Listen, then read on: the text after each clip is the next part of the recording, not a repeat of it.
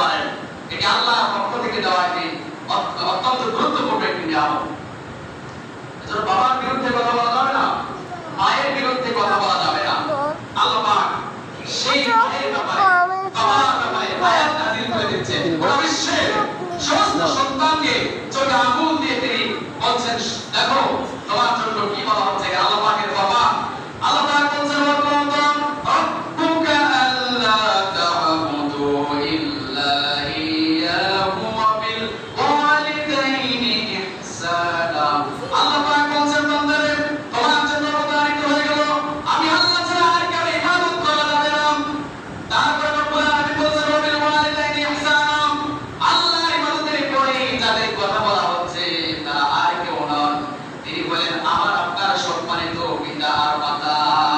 আল্লাহ পাক তাদের ব্যাপারে বলছেন, ওয়া বিল ওয়ালিদাইনি ইহসানা, তাদের সাথে সৎ আচরণ করতে হবে।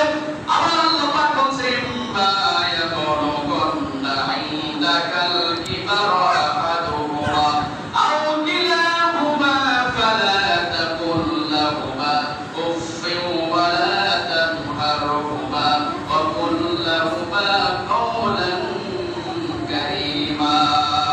রব্বুল আলামিন বলছেন, সন্তানেরা তোমাদের পিতা মাতা কিংবা তারা দুইজন কিংবা তাদের যে কোনো একজন একেবারে যখন বৃদ্ধ অবস্থায় চলে যায়, বৃদ্ধ সময়ে চলে যায়, তখন তোমরা তাদের সাথে চোরানি কথা বলো না, ধমক দিও না, এমনকি ফালা তাকুল লাহুমা উফফিন, তাদেরকে তোমরা উফ শব্দটি পর্যন্ত বলো না।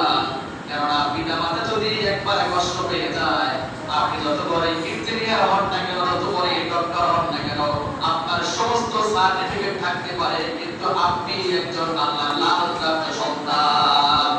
এই পৃথিবীতে আপনি যদি, বিশেষ করে আমার যুবক ছাত্র তরুণ ভাইয়েরা, আপনাদেরকে আমি বলছি যে আপনারা আপনাদের সুন্দর এই ক্যারিয়ারটাকে নষ্ট করবেন না, উজ্জ্বল ভবিষ্যৎটাকে আপনারা নষ্ট করবেন না পিতা মাতাকে কষ্ট দিয়ে।